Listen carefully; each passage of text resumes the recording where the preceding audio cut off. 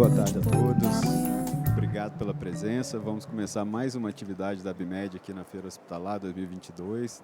O painel ABMed que trata, das parcerias público-privadas. A gente vai discutir um pouquinho aqui como parceria entre o terceiro setor, mediada pelo Estado, no caso pelo Legislativo, e a indústria, podem beneficiar os pacientes e o sistema de saúde no Brasil como um todo. Antes de dar início apresentando nossos panelistas, eu vou fazer uma pequena abertura, uma pequena introdução sobre o tema para que todos fiquemos na mesma página e para que essa atividade seja bastante interativa, contando inclusive aí com a participação da plateia. Eu sou Felipe Carvalho, sou gerente da ABMed em Brasília e vou ser o moderador dessa discussão. A ABMed, Associação Brasileira da Indústria de Tecnologia para a Saúde, que tem como mote associativo a pesquisa, o desenvolvimento, a inovação, e a colocação de produtos de alta tecnologia no mercado. Hoje nós estamos aqui para conversar a respeito de um Brasil que vem dando certo, que pelo empenho, coragem, trabalho e boa vontade de pessoas bem intencionadas e com empatia pelo próximo, vem construindo uma rede eficaz e eficiente de atenção à saúde integrada ao SUS. Instituições e serviços de saúde bem geridos, dispondo de infraestrutura, equipamentos modernos, insumos e equipe qualificada e suficiente para prestar atendimento resolutivo e humanizado ao paciente. Essa é a realidade de serviços de saúde instalados em algumas localidades do país e que pode vir a ser realidade em outras localidades, estados e regiões. Para aprofundarmos nessa conversa, temos a honra hoje de contar com a participação do senhor Cláudio Henrique Correia. Ele é chefe de gabinete da deputada federal Silvia Cristina. Ele é graduado em administração, auditor, especialista em gestão pública, com ênfase em recursos públicos, atuante junto ao Tribunal de Contas da União, dos Estados e Municípios. Bem-vindo, Cláudio. Obrigado pelo seu esforço de estar aqui conosco.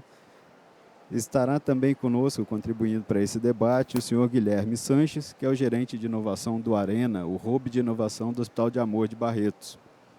Entrou no mundo da inovação e startups como empreendedor 10 anos atrás, foi mentor de outras 40 startups nos 4 últimos anos. Tem experiência na criação e condução de programas de aceleração de startups, ajudou na criação da comunidade de startups de Barretos, chamada Bruto Valley, e participou de algumas outras Brasil afora. Atualmente é professor universitário apaixonado por métodos ágeis e inovação.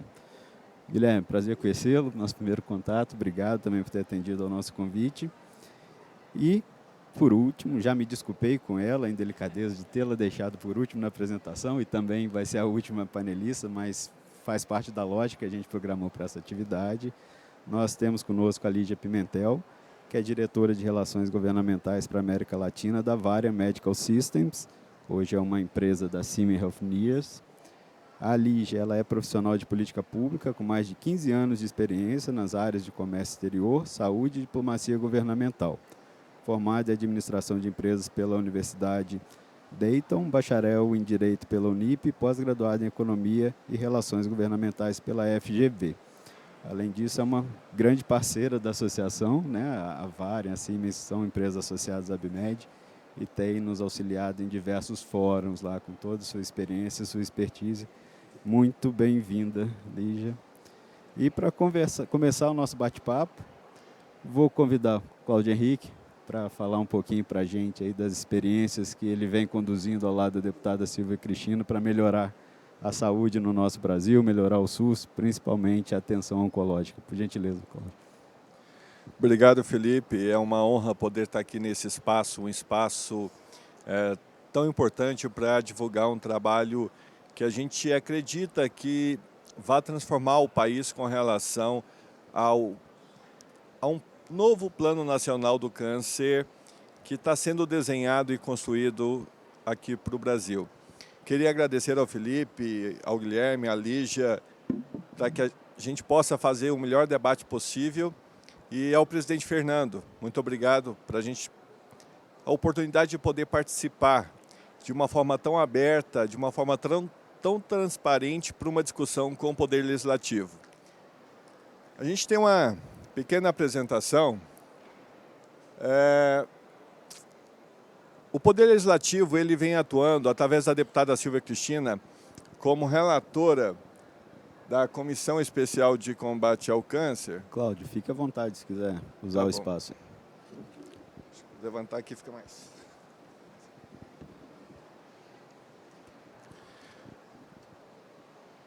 A deputada federal Silvia Cristina, primeiro mandato dela, ela é presidente da Frente Parlamentar em prol da luta contra o câncer, ela é vice-presidente da Comissão de Direitos da Mulher, ela é relatora da Comissão Especial de Combate ao Câncer, e esse é o principal foco dessa discussão que teremos aqui hoje, e ela é membro efetivo da Comissão de Seguridade Social e Família, onde que discutimos as questões de saúde, além de outras questões importantes para o país. Vou me ater a 2 casos específicos aqui, que foram cases de sucesso que ela construiu no estado de Rondônia. O primeiro, aqui nós temos a Lígia, que teve a grande oportunidade de poder estar lá conosco, que nós contamos com a honrosa presença dela na inauguração, que é o primeiro centro de prevenção e diagnóstico do estado de Rondônia. A região norte nunca teve um centro de prevenção e diagnóstico de câncer. A gente está falando de uma região que está distante do centro, que está distante da realidade do país com relação à assistência à saúde, e que precisávamos ter, não só na região norte, mas especificamente em Rondônia, e esse era o sonho da deputada, de ter um centro de prevenção e diagnóstico. E assim foi feito. Essa obra foi construída em Ji-Paraná, região central do estado, um município de 120 mil habitantes, e que está 380 quilômetros distante da capital. Então, estrategicamente no centro do estado, não na capital, para poder atender a todo o estado de Rondônia. Uma obra de 3.500 metros quadrados, que foi construída, foi equipada e colocada em funcionamento em apenas 14 meses. Temos um centro cirúrgico, temos um centro de imagens maravilhoso, de alta tecnologia, inclusive equipamentos da Siemens que estão colocados lá, que quando foram ali implantados, eram os primeiros que estavam sendo implantados e que nem São Paulo, acredito, na Lígia ainda não tinham. A nova tomografia. A nova tomografia. E os números mostram a eficiência desse centro. Em 4 meses de funcionamento, ele realizou 5.704 mamografias e ultrassons, 1.718 tomografias computadorizadas, 1.172 ressonâncias magnéticas, uma média de 250 atendimentos dia. A gente está falando de um centro que em apenas 5 meses está trazendo uma revolução para o estado de Rondônia em termos de prevenção e diagnóstico de câncer. Um centro que, especificamente em Ji-Paraná, nós tínhamos uma fila de 1 ano e meio para o exame de ressonância. Hoje, essa fila está de 15 dias. Então, a gente está mostrando que uma parceria efetiva com o Hospital de Amor para a construção desse centro tem dado resultado. Esse é o centro, é uma obra maravilhosa, de alta qualidade, e vocês verificam que lá no fundo a gente tem a Amazônia. Apesar de estar na região norte, apesar de estar na Amazônia, está produzindo um resultado tão bonito quanto esse, com números tão expressivos e que superam a nossa realidade. Hoje, se chegássemos para um secretário estadual de saúde, se chegássemos para um secretário municipal de uma capital e falássemos: precisamos de uma unidade que receba 250 pacientes dia para prevenção e diagnóstico de câncer, teríamos uma certa dificuldade de encontrar alguém que assumisse esse compromisso. E esse compromisso foi assumido pelo Hospital de Amor, que está aqui representado pelo Guilherme, e que é o grande parceiro da deputada Silvia Cristina nessa construção. Uma outra obra que é de destaque também, Rondônia nunca teve nenhum centro de reabilitação avançado. Os pacientes, seja pacientes com câncer, seja pacientes que tenham sofrido algum acidente, eles tinham que sair de Rondônia e ir para Brasília no Sara Kubitschek e fazer o seu processo de reabilitação. Os deputados sempre tinham uma preocupação de colocar ali 100, 200, 400, 500 mil para o Sara, para que o Sara mantivesse esses atendimentos. A deputada pensou diferente. Vou construir um centro de reabilitação lá, também em parceria com o Hospital de Amor, que hoje tem um centro de reabilitação maravilhoso, lá em Barretos, uma referência para o país, e que a gente está ampliando essa referência lá na região norte. E teremos aqui o Dream da Amazônia, uma obra de 10 mil metros quadrados. Essa obra maravilhosa, que vocês vão ver aqui, é um prédio de 5 andares. Ele está em conjunto com as ações do Hospital de Amor em tratamento de câncer. E nesses 5 andares teremos um dos mais avançados centros de reabilitação da América Latina. Teremos equipamentos lá que foram fechados na semana passada, a contratação deles, que não existem na América Latina. Então observem que a gente terá em Rondônia, numa região inóspita, na região norte do país, fora dos grandes centros, o maior e mais avançado centro de reabilitação da América Latina. Isso é um ganho muito, muito grande, não só para a região norte, mas para o país. Esse centro de reabilitação, para se ter uma ideia, o Sara ainda produz órteses. Falo porque eu sou um paciente do Sara, vocês verificam eu andando um pouquinho, cambaleando, eu uso órteses nas 2 pernas. O Sara produz as órteses ainda por molde de gesso. Ali não. Ali a produção de órteses vai ser por robô. O scanner vai escanear o membro da pessoa para a produção daquela órtese na melhor condição possível e na necessidade necessária daquele paciente. Então é algo inovador.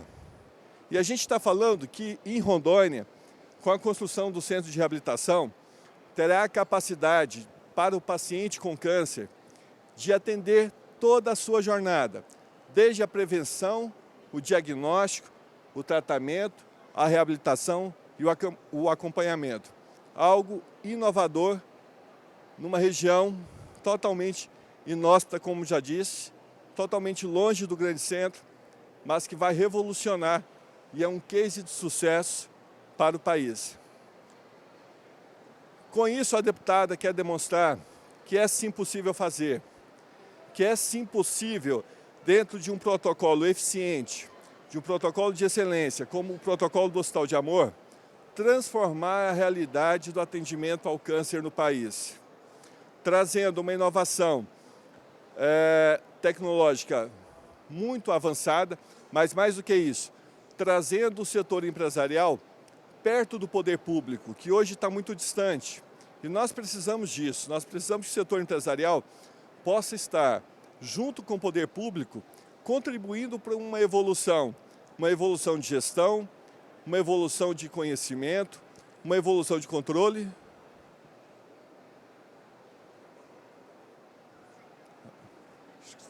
Estava na luz. Melhorou um pouco? Desculpe. Então nós teremos no estado de Rondônia um cenário para o país. E vocês poderão ver que muitas coisas irão acontecer nos próximos meses.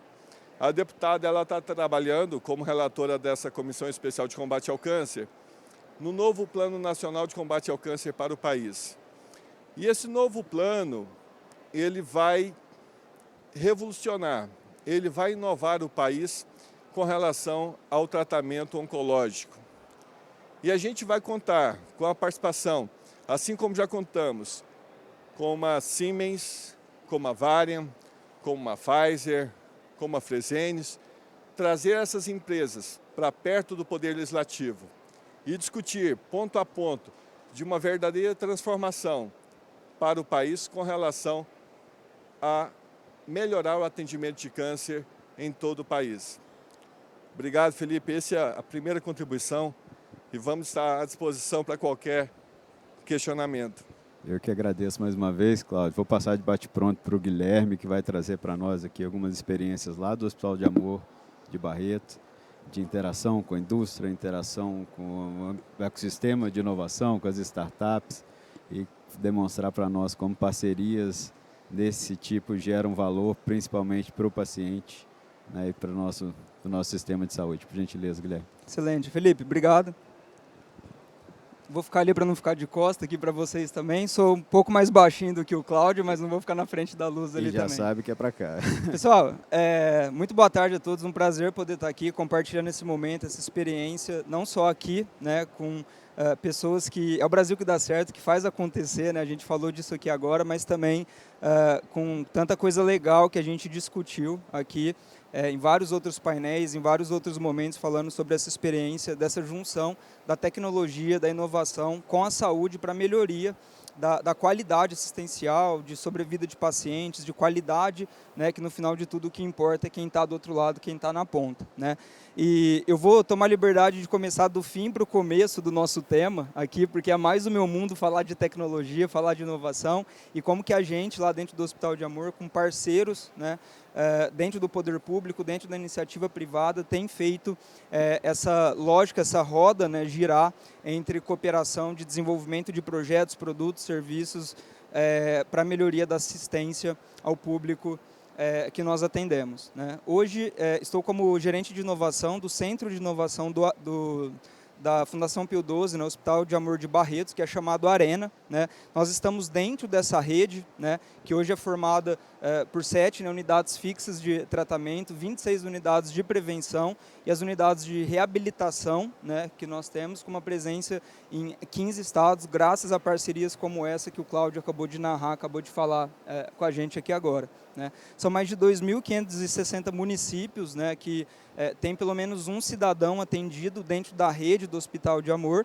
mais de 7.000 pacientes atendidos por dia, né? E como nem tudo são flores, né? Como não é um mundo perfeito, como uma entidade do terceiro setor, né? Como uma fundação privada sem fins lucrativos, para essa roda girar aqui, né? Entre prevenção, tratamento, reabilitação, essencialmente nem câncer. A gente tem hoje um déficit operacional lá dentro do Hospital de Amor de mais de 350 milhões de reais por ano, né? Mais de 30 milhões mensal de déficit operacional e que traz tanta necessidade da pauta desse painel ser a nossa discussão diária do dia a dia de como fortalecer a iniciativa privada para a gente gerar a melhoria da aplicação da tecnologia, da inovação, tanto para a eficiência do setor, quanto principalmente, como nós falamos aqui, para a melhoria da qualidade assistencial, né? A gente está num cenário aqui, né, por que falar de inovação dentro do tratamento não oncológico? A gente está num cenário onde câncer é a segunda doença que mais mata no mundo, né? Nós estamos falando da principal causa de morte em 600 municípios brasileiros, e sem contar, né, que só estamos falando de câncer aqui, mas poderíamos falar de qualquer outra doença, na mudança de perfil de doenças, envelhecimento da população, que geraria esse mesmo impacto quando a gente tirasse câncer do painel e falasse de qualquer outra coisa aqui, né? Então, essa necessidade de falar tecnologia, falar inovação e discutir a melhoria da assistência é algo tão necessário aqui para a gente, né? Por isso que a gente traz a tecnologia no Centro de Inovação como um desses ativadores para transformar esse cenário aqui, né, tanto para levar assistência para mais pessoas, quanto principalmente para melhorar essa eficiência que nós temos hoje enquanto uma entidade do terceiro setor, né? Hoje são 4,7 bilhões gastos, né, em tratamento de câncer no Brasil, aqui não considerando a prevenção, né, e depois a reabilitação do paciente, sem contar ainda, inclusive, o tempo produtivo daquele paciente que eventualmente não consegue ser tratado a tempo, que vem a óbito, né? Então, esse impacto aqui em tratamento de câncer poderia ser muito maior, considerando todas essas vertentes. E, somado a isso tudo, estamos em um cenário, né, foi discutido em vários outros painéis aqui também, em um cenário de aumento da inflação médica, né, coisa que nós falamos o tempo todo, aumento do custo de saúde na proporcionalidade com a própria inflação econômica, né? Então, as entidades de saúde, né, quando a gente fala principalmente aqui em terceiro setor, sofre esse impacto aqui, mostrado nesse gráfico, né, em determinados momentos aqui do gráfico, isso chega a ser quase 5 vezes maior a desproporcionalidade entre a inflação médica, o custo de saúde, e a inflação econômica, né? Isso faz com que o custo de saúde se torne, né, um dos principais desafios para quem está empreendendo em saúde, mas para instituições como a nossa, né, uma fundação privada sem fins lucrativos, para fazer essa roda aqui girar, né? Enquanto que lá, né, Accenture traz aqui que a tecnologia aplicada à saúde tem um potencial de diminuir o desperdício e melhorar a eficiência de serviços assistenciais. Só em um mercado como é os Estados Unidos, né, em um segmento, em um setor de saúde avaliado em cerca de 8 trilhões de dólares, praticamente 2 trilhões ele é estimado em desperdício, né, coisas que a gente poderia evitar.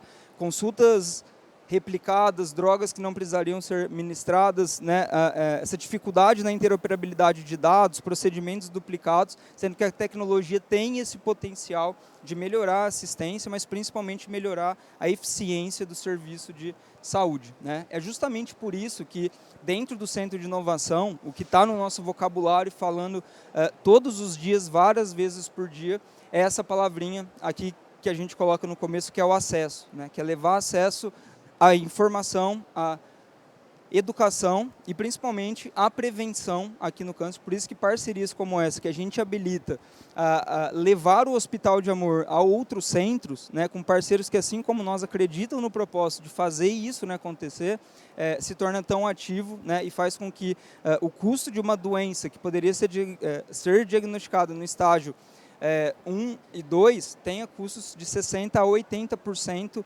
maior quando ela é diagnosticada nos estágios 3 e 4. Por isso que o acesso à prevenção, à informação, à educação faz tanto sentido para nós hoje. E é justamente por isso, né, que mais um passo do Hospital de Amor foi montar esse mapa aqui, né, para que a gente pudesse colocar esse ecossistema de inovação de uma forma sinérgica, cooperando para o desenvolvimento de produtos, projetos e soluções inovadoras. E aqui entra a tríplice hélice, né, que a gente tanto fala no mundo da inovação, que é justamente essa parceria entre o poder público, entre a iniciativa privada. No caso da inovação, a gente coloca os provedores de talento, né, que são as instituições de ensino, mas aqui a gente coloca as startups ou projetos e produtos inovadores no centro do todo aqui.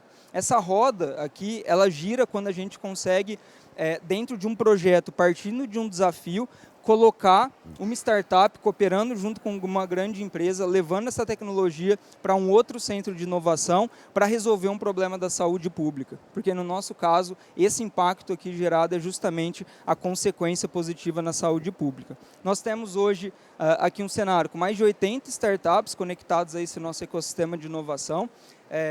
Startups essas de 9 estados diferentes do país, mais de 1.700 empreendedores impactados pelas nossas ações aqui, mentores conectados à nossa rede, sendo que 46 dessas startups foram aceleradas aqui por nós. Um desses casos, né, por exemplo, está a consentimento aqui do Guilherme Sakagiri, uma das startups que, aplicando tecnologia no desenvolvimento de uma inteligência artificial para apoiar recrutamento de pacientes para pesquisa clínica, nos ajudou a ter, dentro de um estudo clínico, mais de 30% mais de eficiência no recrutamento de pacientes para esse estudo. Então, é esse tipo de parceria que a gente acredita. E agora, se desenhando uma parceria junto com a indústria, a gente está ampliando essa capacidade de utilizar a inteligência artificial para um problema da saúde pública e levar isso para toda essa rede, né, para todo esse cenário aqui. E a gente faz isso, né, através dessa conexão, né, através de literalmente abrir as portas do hospital, né, de todas as unidades e mostrar de uma forma muito transparente e genuína quais são os problemas e desafios que nós temos na saúde pública, que, como falávamos, né, agora há pouco, esse é um prato cheio para os empreendedores, para quem quer trabalhar inovação com quem quer trabalhar tecnologia.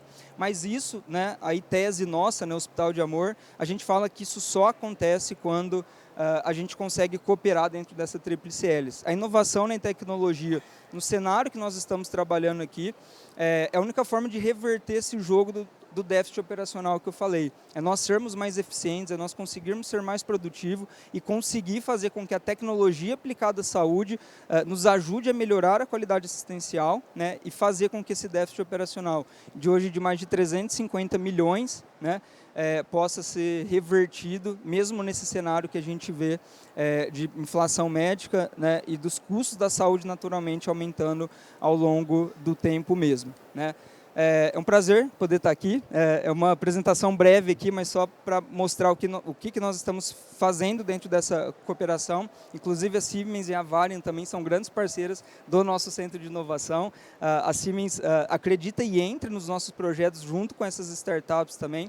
Estamos nessa jornada de mapeamento, de desafios dentro da saúde pública, né? Costumamos falar que não existe concorrência quando a gente fala de saúde pública, então esse centro de inovação é um centro de inovação aberta, né? E a gente usa o sobrenome aberta justamente para sempre falar que as portas sempre vão estar literalmente abertas para quem quiser cooperar para transformar a saúde pública do Brasil. Muito obrigado.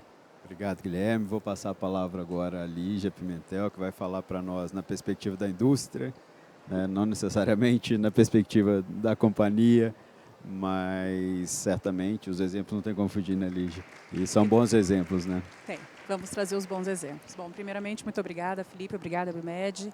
É um prazer estar aqui dividindo, né, esse painel aqui com o Cláudio, né, com o Guilherme e contar um pouquinho da nossa experiência e um pouquinho do que é a indústria, né, como nós enxergamos. Nós vivemos num país cheio de vazios assistenciais, né? Então, nós na saúde, na educação, né, no saneamento. E a oncologia, né, para a gente é muito cara, né? Eu trabalho na Varian Medical Systems, como o Felipe disse, é uma empresa do grupo Siemens Healthineers. A Varian é uma empresa de radioterapia, né? Nós fabricamos os equipamentos de radioterapia. E a radioterapia é um dos 3 pilares do tratamento oncológico, né? Que ele se passa pela cirurgia, pela quimioterapia e pela radioterapia. E nós, né, como o Guilherme disse muito bem, nosso país, nós temos diagnosticado anualmente 650 novos casos. É muita coisa, né? E se você olhar o nosso país do tamanho continental e que 75% da nossa população depende exclusivamente do SUS, e nós começarmos a olhar o que falta, né, a realidade ela é muito triste, né? Quando nós vemos que os pacientes eles demoram 600 dias para ter acesso a um médico, a um especialista. Quando ele demora, como o Cláudio mencionou, 1.000, né, está na fila mais de 1.000 dias, talvez, para esperar um diagnóstico. Isso é muito triste. O câncer ele não espera, né? O paciente ele não tem tempo, ele não tem esse tempo, né? Então, como nós da indústria, como que nós podemos realmente ajudar? E a tecnologia está aí. Nós temos um déficit aqui, né, em comparação de tecnologia no nosso país, muito grande. Nossos pacientes eles não têm esse acesso, né? Eles não têm não chega, né? O atendimento de alta tecnologia não chega, os protocolos avançados não chegam. Então, o que nós vamos priorizar? Mas exemplos como o de Barretos, que eu acredito, né, eu tenho certeza que é o maior, né, projeto de screening que existe no mundo. Eu não conheço outro, não tem, né? Eles fazem um screening de câncer de mama de mais de 200 mil mulheres anualmente. Isso são, como a gente fala de screening, nós estamos falando de pessoas assintomáticas, nós não estamos falando de pessoas que têm algum, né? Então nós estamos realmente ali, na atenção primária, trazendo essas mulheres, né? Isso é muito bacana. Como que nós, a indústria, podemos ajudar? Nós temos que replicar. Nós temos que fazer parcerias junto com associações, como a Fundação Pio XII, como outras, né? O exemplo de Ji-Paraná nos traz aí uma realidade que em 4 meses conseguiram atender quantas pessoas? 250 atendimentos diários. Então nós, né, a gente pensando, né, como que é hoje a indústria. A indústria, se fala muito do novo capitalismo, né, Felipe? E o que é o novo capitalismo? Como que nós podemos trabalhar o corporativismo cidadão? Eu acho que é isso, fazendo parcerias, indo atrás do paciente, ficar perto do paciente, porque ao final do dia o que importa é o paciente ter o acesso, né? Então nós temos que, sim, como indústria, discutir, trazer, apoiar, mostrar o que está dando certo, mostrar os exemplos que nós temos, né? Exemplos de protocolos avançados, como que esses protocolos estão ajudando o paciente. E quanto antes, né, fala-se muito bem, o quanto antes esse paciente ele é tratado, ele volta para a economia. Ele está sendo produtivo novamente, eu estou trazendo recursos, né? E quando um paciente de câncer também está doente, a família fica doente. Isso é muito sério, né? Quando pensamos, né? Então nós temos que ajudar, nós temos que trazer os nossos exemplos, nós temos que trazer as nossas tecnologias, né? Nós temos que apoiar esse tipo de projeto. Para trazer só um exemplo para vocês, nós temos um trabalho muito interessante, né, com o Ministério da Saúde. O Ministério da Saúde ele fez um projeto que chama o Plano de Expansão da Radioterapia, onde ele comprou aceleradores lineares mesmo, né, para ser instalados em lugares em vazios assistenciais, né? Então, nós temos exemplo hoje como o Acre, né? Antes não tinha um acelerador linear, né? E hoje ele passou a ter esse. E nós, como empresa, nós não estamos ali só fornecendo o equipamento. Nós estamos junto com o Ministério em todos os passos desse projeto. Na construção do bunker, nós estamos na educação desses profissionais, nós estamos treinando, né, e levando os pacientes. Aonde esse projeto chegou, não existe fila de espera mais. A fila de espera em muitos estados chega a mais de 1.200 pessoas e as pessoas não têm o acesso, né? Para nós, acho que nós somos privilegiados, né? Nós não entendemos essa realidade, a não ser que a gente chegue lá e veja como que o paciente está sofrendo. Então, eu acredito que o projeto da deputada é um projeto muito oportuno, porque ele traz exemplos concretos. Nós temos muitas legislações, nós temos um plano nacional de oncologia, né? Nós temos várias portarias com vários programas, mas ele é ineficiente, porque o paciente não está sendo atendido. Ele está na fila de espera. Ele, quando chega na regulação, isso é um problema seríssimo, você falou aqui, né, Guilherme? Um dos grandes problemas hoje que precisam ser enfrentados com muita seriedade dentro do sistema público é a regulação. A regulação do Estado ela não comunica com a regulação do município. E o município hoje ele é responsável pela fazer a atenção primária. E se ele não comunica com o Estado a atenção secundária e terciária, o paciente ele fica perdido. E aí nossas filas aumentam, nós não sabemos, perde-se o controle desse paciente. Então precisa ser feito um trabalho seríssimo nesse sentido. Eu acho que nós da indústria nós podemos contribuir. Nós temos tecnologias, nós temos, né, soluções que podem ajudar nesse sentido. A gente precisa também dessa abertura. Muitas vezes nós somos vistos como os vilões, né? Então a gente exemplos. Nós somos parceiros, né, de Barretos. Barretos tem todas as nossas tecnologias e principalmente na radioterapia, né? E nós podemos ajudar, podemos contribuir. Então, acho que faz parte desse novo capitalismo nosso mesmo, de ir junto com o poder público, de ir com a sociedade, ir com o terceiro setor, ajudar, trazer os pacientes para perto da indústria e para perto do próprio governo, né? Conhecer, acho que nós temos aqui que fazer realmente uma análise de conhecer as dores, tanto do governo, quanto as dores do paciente, as dores dos gestores, né? Entender também os municípios, como que nós podemos chegar até o município, né, como nós podemos ajudá-los. Então, eu acho que tem um trabalho enorme a ser feito e urgente, né? As pessoas estão morrendo, né? Nós temos uma mortalidade de 40%. 40% das pessoas que são diagnosticadas com câncer, elas morrem porque elas não têm um atendimento e porque são diagnosticadas tardiamente. Então, e nós temos aí um futuro que não é bonito, gente. Nós temos aí um aumento de quase 50% dos novos casos em 15 anos. Então, em 2035, nós temos hoje 650 mil pessoas sendo diagnosticadas, nós vamos ter quase 900 mil pessoas sendo diagnosticadas. Se hoje não existe uma estrutura para essas pessoas, em 15 anos, o que nós vamos fazer? Né? Parque tecnológico do Brasil, do SUS, ele está sucateado, já está obsoleto. Precisam-se ter reformas, precisam-se pensar numa forma de financiamento que também traga, isso é muito importante, a gente também não pode só pensar em trazer inovação, mas como que os seus serviços se sustentam, que isso é importantíssimo, né? A gente também tem que pensar na sustentabilidade do sistema. Então, existem muitos temas que precisam ser discutidos, que precisam trazer, né, financiamento, a parte de reembolso, estruturação, a gestão, o paciente, como que dá o apoio ao paciente, como que eu dou apoio à família do paciente. Bom, acho que eu falei de vários temas aqui, eu vou deixar passar para você, Felipe, caso para algumas perguntas para responder. Obrigada. Obrigado, Lígia, eu que agradeço.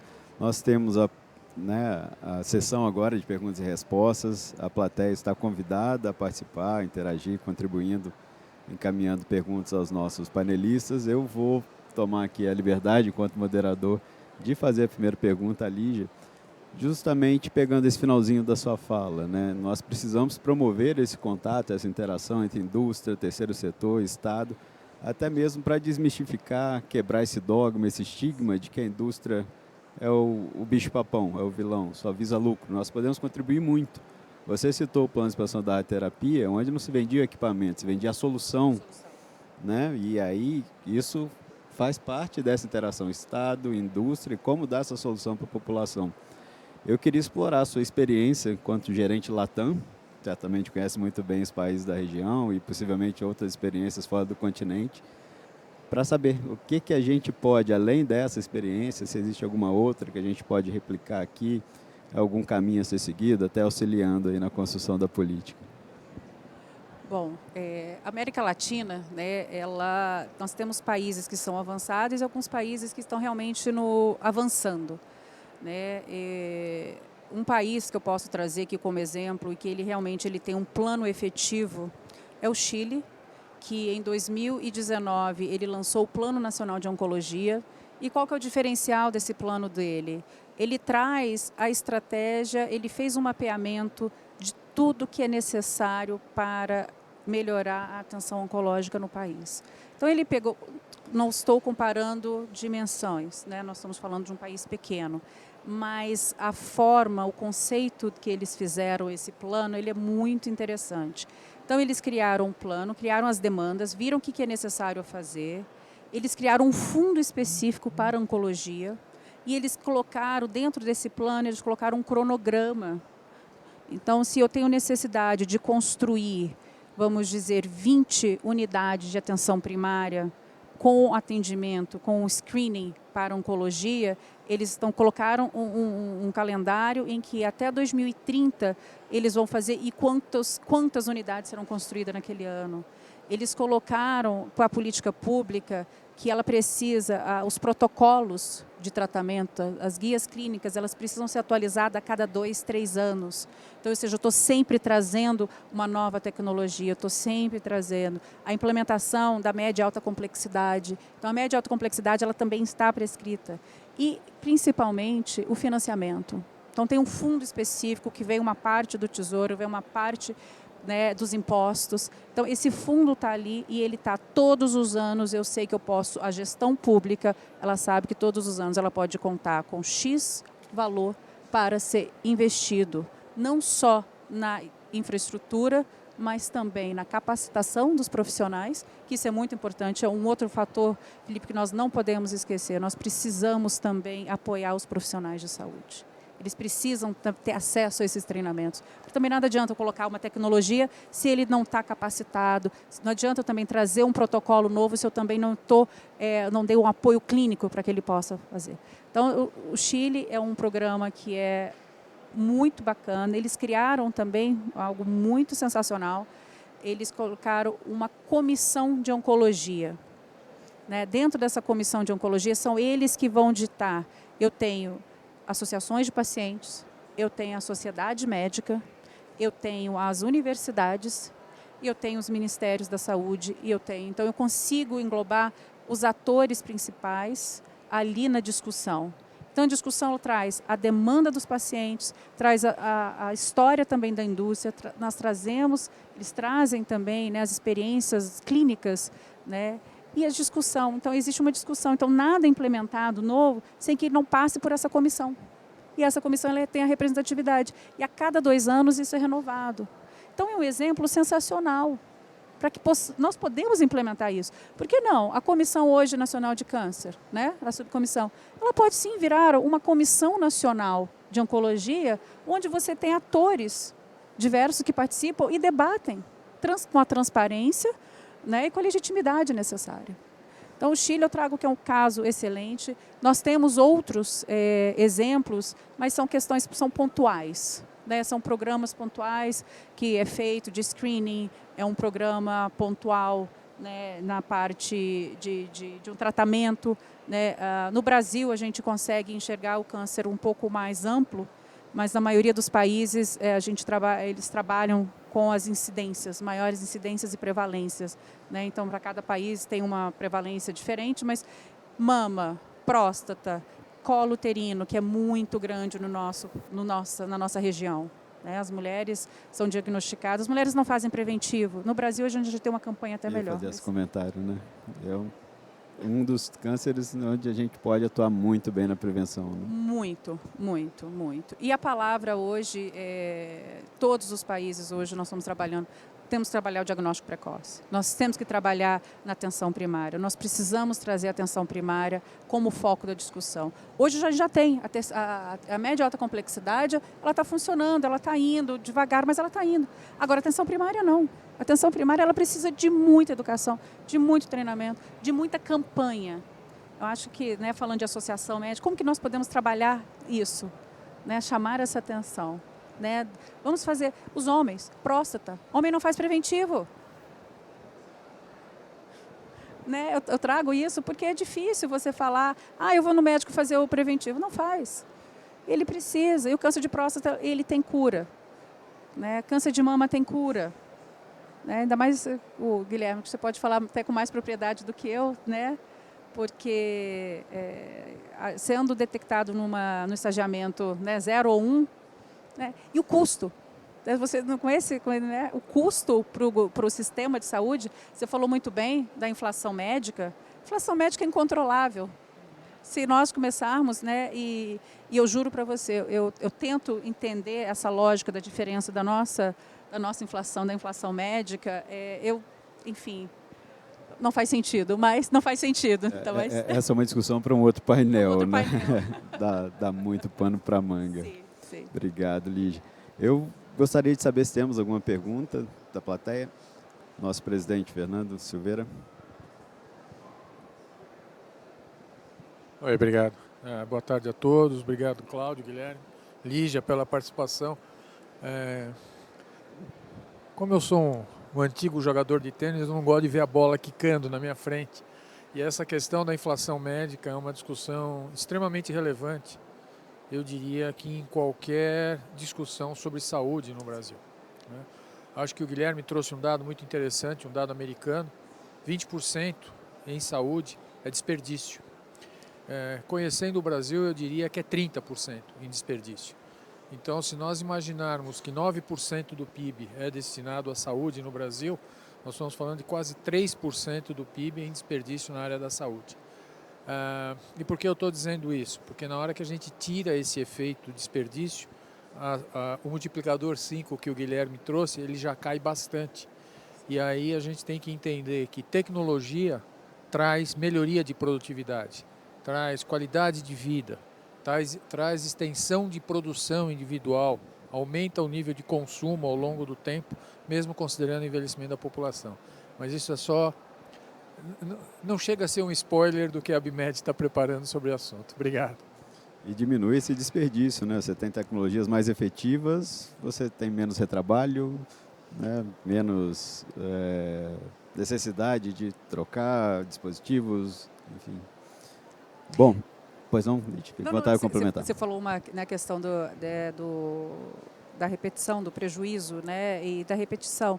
Acho que existem soluções hoje no mercado que pode fazer um trabalho sensacional, né, e a gente pode fazer trabalho de busca ativa, né, do que já foi feito, do que já está feito também. Vamos atrás. Então, assim, realmente tem programas, viu, Cláudio, e soluções que podem contribuir muito com o que já foi feito, a gente fazer buscas ativas, a gente pode, né, trabalhar com sistemas de repositório que você consegue conectar e você consegue ver quanta duplicidade de exames são feitos no sistema. Além da demora, quanta duplicidade não é feita? Que perpassa pelo treinamento, né? Exatamente. Vamos educar também, né? Quando a gente fala de stakeholder, vamos pensar no stakeholder da oncologia, nós temos paciente, claro, né? Nós temos os hospitais, nós temos os profissionais de saúde, nós temos os governos, né? Nós temos associações de paciente, enfim, nós mesmos da indústria, porque nós precisamos conhecer melhor a jornada do paciente, né? Os gestores. Os gestores.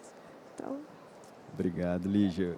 Eu vou chamar a discussão o Cláudio novamente. Cláudio, você mostrou aqui para nós, né, 2 exemplos aí de sucesso, de como, quando se quer, é possível fazer, né? Mesmo com todas as adversidades de estar numa região remota, a diversidade de chegar fora dos grandes centros. Certamente a deputada está pensando em levar isso para o Brasil afora, como capilarizar isso. Você já falou um pouquinho para a gente da política. Tem alguma coisa a mais que você possa trazer nesse momento? Sei que ainda é incipiente toda a discussão, mas o que o Brasilzão aí pode esperar? Felipe, temos muitas coisas.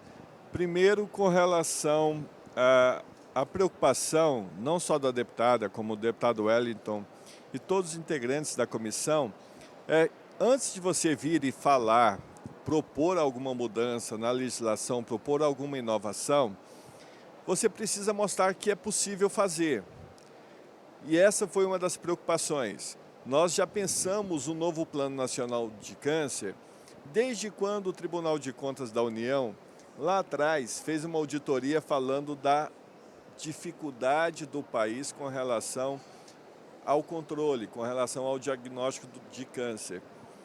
E a deputada, ela procurou demonstrar que era possível fazer.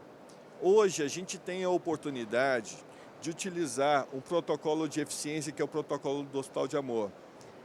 E uma das bases do Plano Nacional do Câncer para o país não é querer inventar a roda, é a gente utilizar aquilo que dá certo, é utilizar aquilo que já funciona. A gente não precisa passar por uma curva de aprendizado que às vezes ela leva tempo, ela leva 1, 2, 3 anos. Não, vamos utilizar aquilo que já funciona, aquilo que já é aplicado no país, aquilo que temos excelência. O Hospital de Amor, hoje, ele consegue trazer um resultado para o país em termos de, vou citar aqui um dado, a imunoterapia com relação ao câncer de pulmão. Hoje, o Hospital de Amor consegue trazer uma eficiência de 82% para não morte.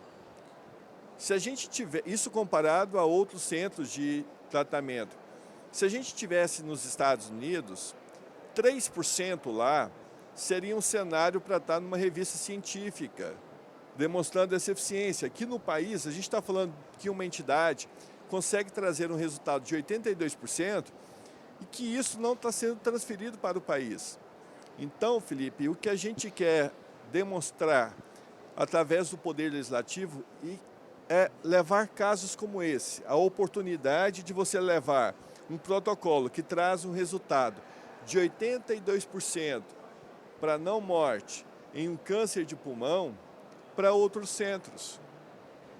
E isso a gente consegue fazer através de um processo de gestão que seja eficiente, que traga resultado efetivo no controle do gasto público, porque hoje, se a gente for fazer uma avaliação detida com relação ao gasto público, a gente pode dizer que não precisamos mais de dinheiro. A gente só precisa gastar bem aquilo que nós temos. Porque recursos tem, e muito, só que hoje são muito mal gastos. Esse exemplo que eu falei logo no início, a gente está falando de uma obra de 3.500 metros quadrados que foi construída e equipada em 14 meses, com recurso público, gestada com recurso público. Essa prevenção que está sendo feita pelo Hospital do Amor é 100% SUS. Não tem atendimento privado, não tem atendimento por convênio, é só atendimento SUS. Por que lá dá certo?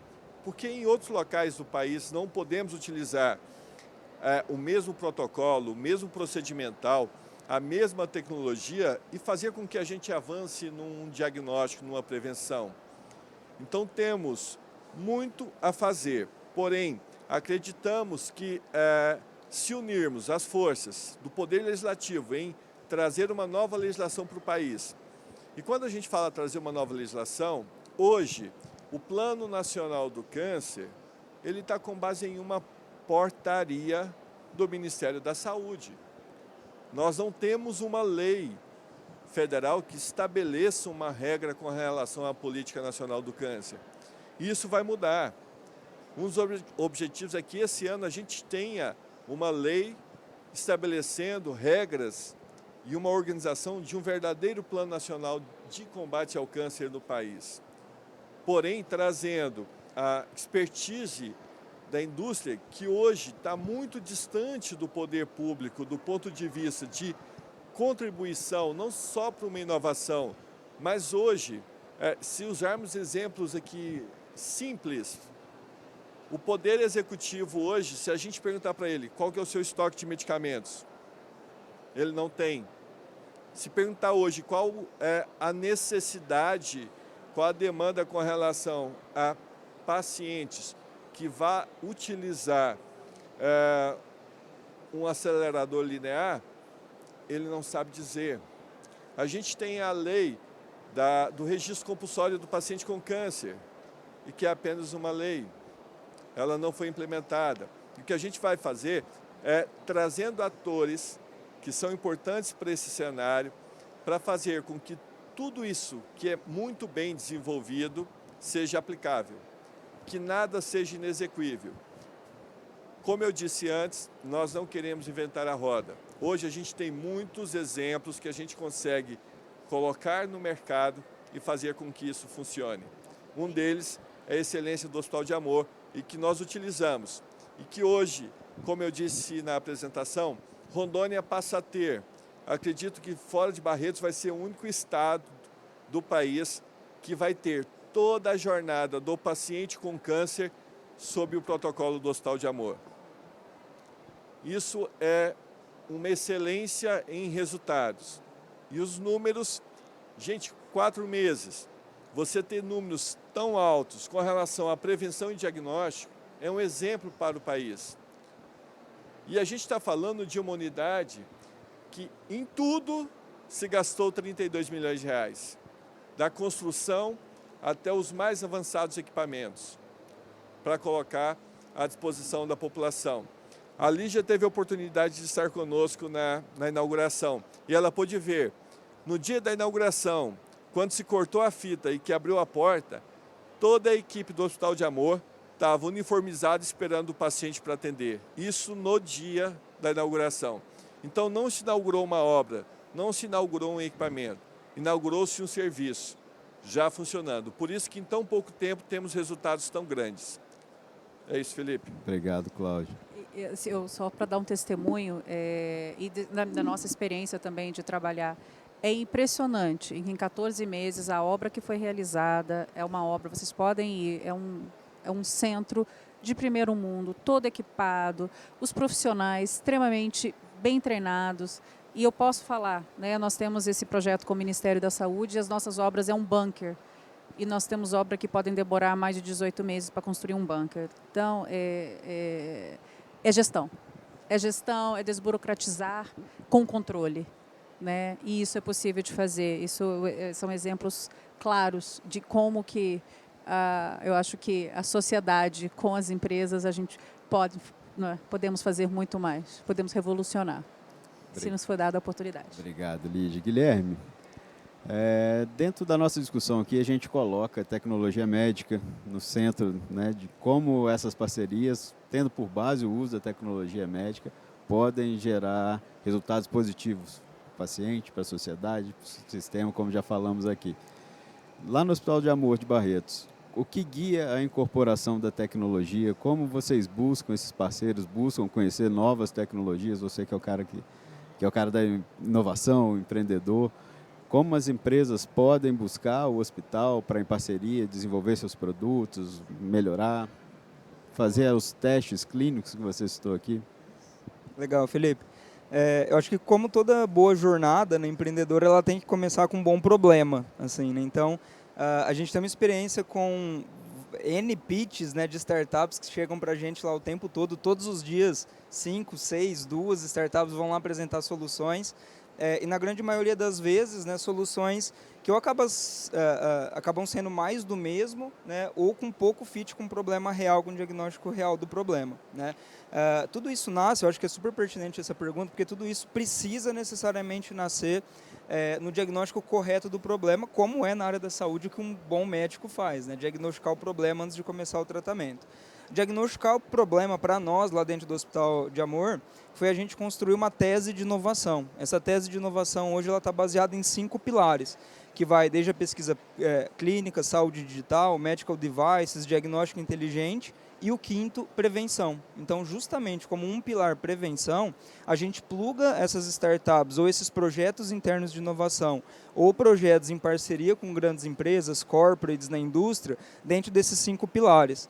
Dentro desses 5 pilares, né, guiados por projetos, orientação a entregar resultados, produtos reais, a gente trabalha formatando times de trabalho que vão ficar focados no desenvolvimento do produto daquela startup. Então, não é simplesmente cooperar fazendo um projeto sem começo, meio e fim. É a gente trazer, a partir do diagnóstico do problema real, né, como é, por exemplo, recrutar pacientes para pesquisa clínica, que era um problema real nosso.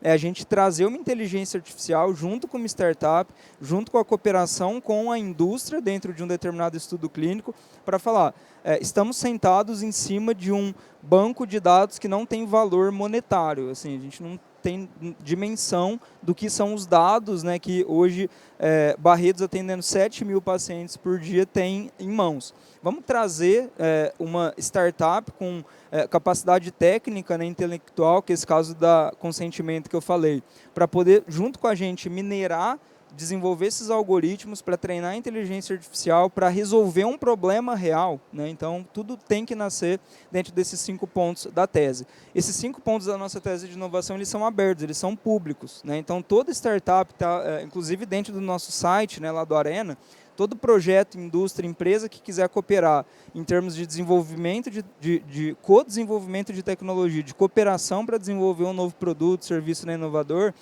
pode entrar e contactar qualquer pessoa do nosso time para entender essa tese de inovação a fundo. E trazendo um desses pilares, a prevenção, né, os 5 pilares ali, a gente está, como é a lógica do sistema de saúde, tentando mudar, né, o que sempre funcionou, é sair do tratamento da doença e vir para a saúde, né? E aqui a gente está falando de prevenção, câncer, como a prevenção sendo o diagnóstico precoce, né? Mas de educação, informação. A gente tem uma das carretas, hoje são 45 carretas lá dentro do Hospital de Amor, uma dessas carretas que inclusive nós temos lá em Porto Velho, né? É uma carreta de games, de jogos, para que crianças que estão na cidade, quando a carreta chega para fazer prevenção, essas crianças podem ir na carreta, jogar um jogo que ele dura 10, 12, 15 minutos, dentro dos VRs, dos óculos VRs, tem uma cápsula que ela entra dentro para ela jogar tudo,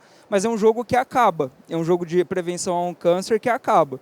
Para ela jogar a segunda vez, ela tem que levar uma pessoa da família para fazer prevenção. Então, leva a mãe, a irmã, qualquer pessoa, a tia da família para poder fazer prevenção. Ideia simples, aplicada à jornada do paciente na prevenção, entendendo por que quando chega a carreta de prevenção, mesmo com toda a tecnologia, a gente tem o grande desafio da cobertura, de levar, né, o acesso. Então, isso é tecnologia e inovação aplicada a um ponto da jornada real, né? Então, isso tudo nasce dentro dessa tese, né? Essa tese é aberta, e não pode ser mais do mesmo. Se a gente está falando de desenvolver tecnologias, inclusive desenvolver tecnologia tem que ser eficiente. Não adianta a gente querer reinventar a roda, criar um produto do zero, se não tiver aplicabilidade. Para buscar aplicabilidade, nossos desafios eles estão abertos, né, escancarados aí para quem quiser desenvolver tecnologia junto com a gente. Muito obrigado, Guilherme. Queria saber se a gente tem mais alguma pergunta da plateia.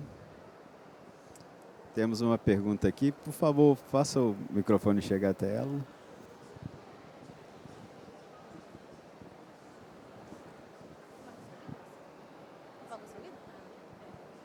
Boa tarde.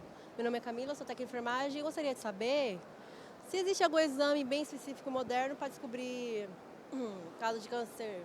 Minha família, perdi parente muito de câncer de mama, de fígado. Eu tenho uma tia agora que está com câncer nos ossos, então é bem complicado. Essa é a minha dúvida.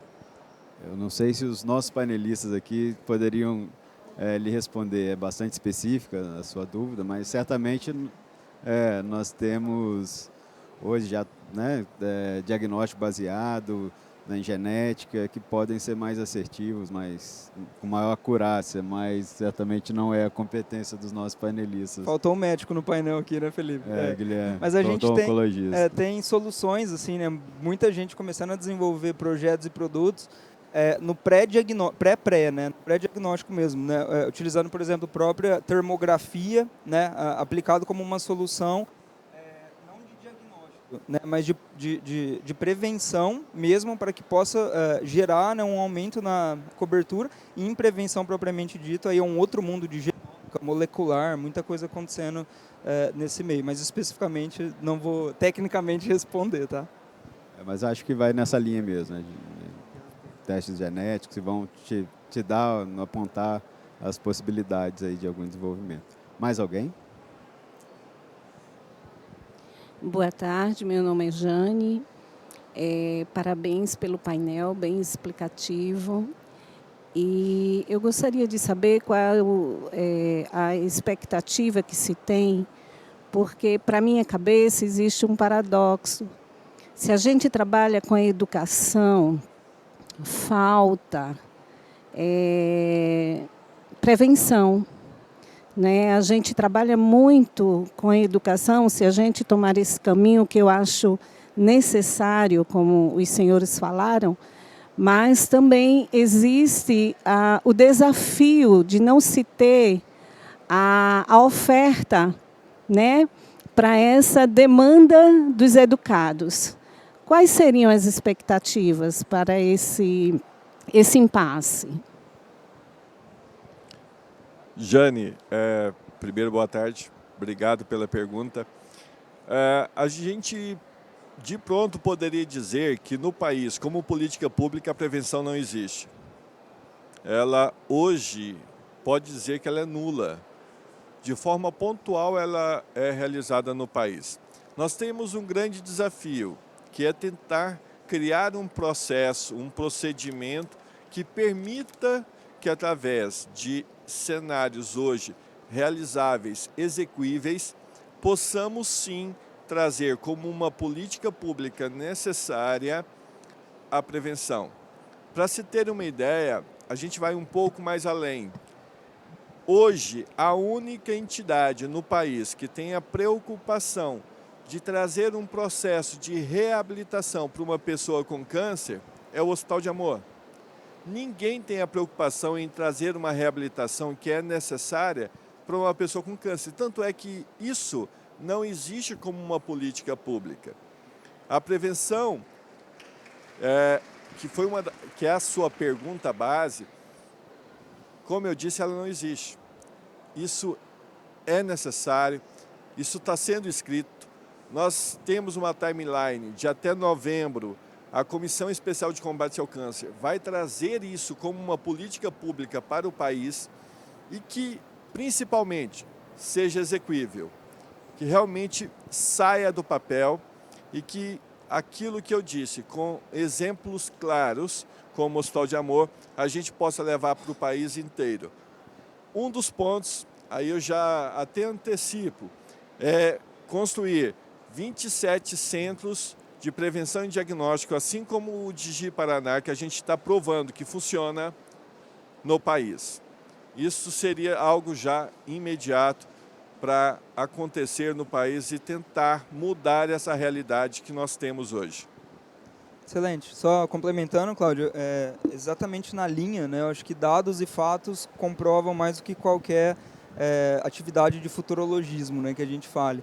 E casos como esse de Digi Paraná, que prova, né, que uma unidade de prevenção e as unidades móveis que façam esse diagnóstico em determinado eixo, né, em determinado perímetro ali para poder fazer o mapeamento, provam que de fato a prevenção se torna nessa localidade, né, especificamente uma política de prevenção, né, para diagnóstico precoce, para encaminhar para um centro de tratamento, né, especializado e se preocupando, como tem se preocupado no estado hoje, com fazer a reabilitação também dos pacientes. Isso abre prerrogativa para que, com dados, fatos, né, a gente consiga replicar isso ou utilizar isso em larga escala, né? O fato não é, talvez, a dificuldade, né, como você falou, do acesso de não ter o equipamento, né, o dispositivo para fazer a prevenção, mas antes disso de sensibilizar a mulher, né, o homem, de ir à carreta, à unidade a fazer a prevenção. E aí que entra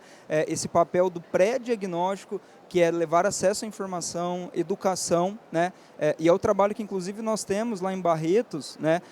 Com a atenção primária, secundária e a terciária, levando nas escolas públicas, por exemplo, a nossa carreta de ensino, que é do nosso núcleo de educação em câncer, para ir nas escolas ensinar as crianças sobre a prevenção de câncer, porque a criança chega em casa, ensina o pai, a mãe, fala para as irmãs, para as tias, para todo mundo sobre aquilo. Então, aí sim, como o Cláudio falou, isso se torna uma política pública quando a gente estrutura isso em larga escala.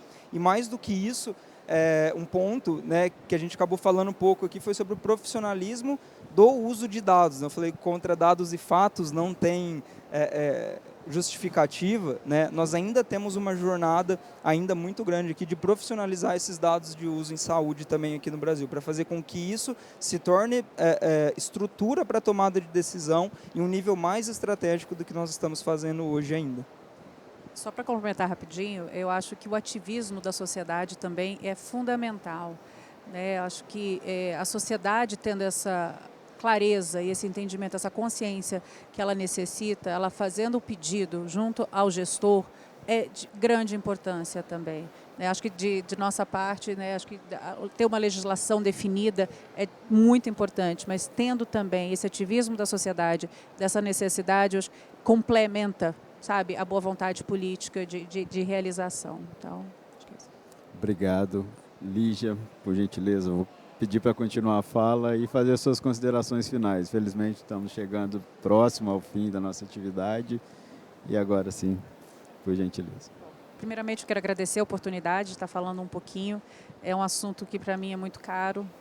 Sou realmente uma apaixonada pela oncologia e, né, meu maior desejo é que todos os pacientes tenham um diagnóstico precoce, um tratamento oportuno, né, uma atenção oncológica digna. Então, né, falo que na minha parte aqui, que cabe a mim e a indústria que eu represento, estamos sempre procurando melhorar, inovar, chegar perto do paciente, entender melhor o paciente também, para que ele possa ir ajudar, né, apoiar tanto Barretos, apoiar, né, o nosso legislador e agradecer. Obrigada e nos colocar à disposição. Obrigada. Obrigado, Guilherme. Obrigado, Felipe. Obrigado ao Fernando também por esse espaço aqui, né? Acho que esse tipo de diálogo ele é super rico, né? E isso precisa acontecer, continua acontecendo fora do palco, né? Eu acho que essa é a mágica, essa é a lógica do negócio. E eu fiquei muito feliz com esse convite, né? Inclusive o nosso presidente, né, Henrique Prata, era para estar aqui, teve um problema pessoal, mas esse tipo de assunto, né, que o próprio Henrique traz muito essa provocação para a gente, né, é como, de fato, essa parceria, né, ou a tríplice hélice funcionando aqui para aplicar tecnologia na inovação, né, em saúde, pode fazer isso sair das paredes de Barretos, né, e ir para esses outros estados, as unidades fixas de prevenção, reabilitação que nós temos aqui agora. Então, enquanto centro de inovação, né, a minha mensagem que eu queria deixar é de menos paredes e mais pontes, né, para a gente quebrar essas amarras, né, entre o que é público, o que é privado, o que é startup, o que é tecnologia, e a gente começar a falar de uma gestão ou da inovação e desenvolvimento de tecnologia centrada no paciente, e aí sim a gente vê do lado de trás o que acontece. Obrigado, viu, Felipe? Obrigado, Guilherme. Cláudio. Obrigado, Felipe. Obrigado, Lígia. Obrigado, Guilherme. Obrigado, presidente Fernando. Para a gente é um orgulho estar aqui. Obrigado a todos por nos ouvir. E a gente brinca um pouco que é muito mais fácil você tentar mudar, tentar fazer, quando você sente na pele. E no caso específico da deputada Silvia, ela é uma paciente oncológica. Ela sabe das dificuldades que vários dos pacientes passam no dia a dia. Então é muito importante você sentir na pele, saber tudo aquilo que aquela pessoa que vai estar te ouvindo, vai estar sendo beneficiária daquela proposta que está sendo feita, conhecer a fundo essa realidade. Então, isso é o que nos move, isso é o que nos preocupa, para tentar mudar essa realidade que hoje é uma triste realidade para o país. Mas não tenho dúvida que conseguiremos sim avançar, que o Poder Legislativo, o setor industrial, o setor do Poder Legislativo, o terceiro setor com o Hospital de Amor, se unirmos nossas forças, a gente vence esse mal que hoje tanto assola o nosso país. Obrigado, uma boa tarde a todos. Obrigado mais uma vez, agradecer imensamente aos nossos panelistas em nome da BIMED e agradecer a vocês que estiveram aqui conosco e convidá-los a seguir as atividades aqui da Arena BIMED, aproveitando esse finalzinho aí da Feira Hospitalar 2022.